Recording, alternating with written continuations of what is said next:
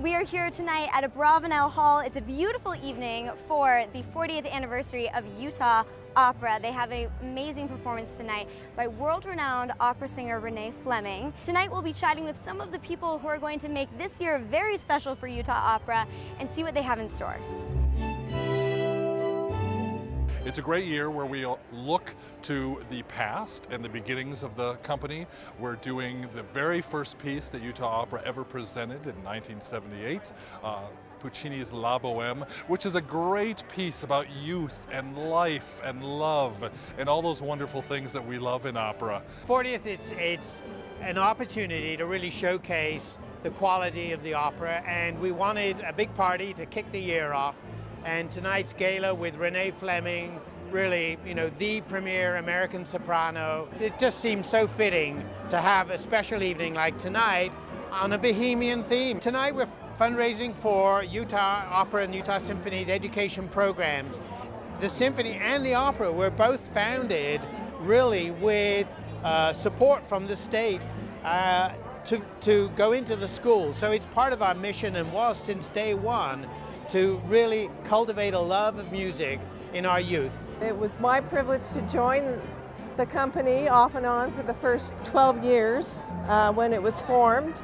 And one of the highlights of my time with them was doing the educational programs. We called it Opera in the Schools, and we traveled all over the state with a bunch of other fun, crazy singers and performed for the students from the elementary age through high school.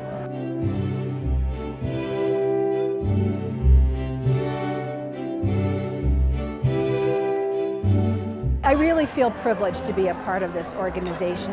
To see it start with a shoebox and some talent and a dream, and to have it flourish and become what it is tonight is pretty amazing.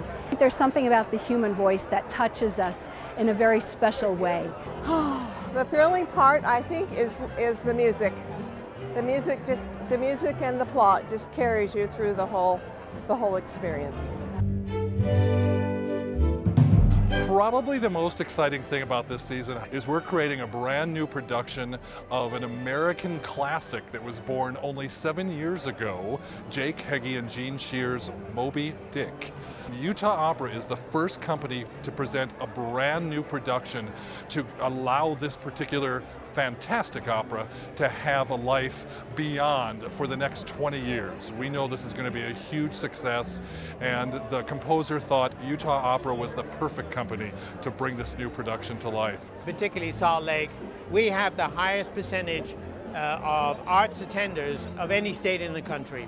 So inbuilt, I think, is a culture of participation in the arts, learning an instrument, singing, and attending. So it's wonderful that we have such a supportive community. I think the fact that we're trying to get everybody together and celebrate 40 years, I think that's the thing, and try to turn each individual opera, starting with La Boheme, into an event in its own right, so that people feel it's an event worthy of their attendance, because you compete with a ton of other things to try to get an audience. We're very, very proud of what's going on here. At the end of the season, it's going to be great. It's an anniversary year. We've got to have a party. So we're doing the ultimate party opera, Strauss's Die Fledermaus. And that's going to cap our season.